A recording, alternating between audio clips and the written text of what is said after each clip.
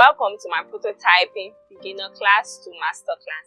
In this class, we will learn how to build website apps and many more using Axure RP.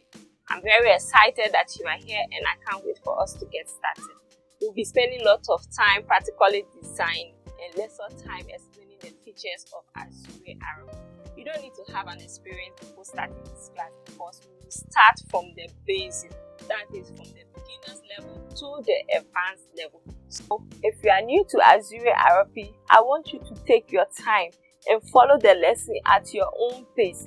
At the end of every class, you will have access to file that was worked on, and this will guide you in case of any mistake you encounter.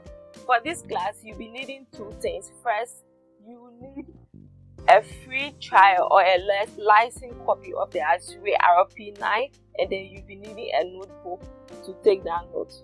And in my next video, I will be teaching you how to download and install the Axure RP 9.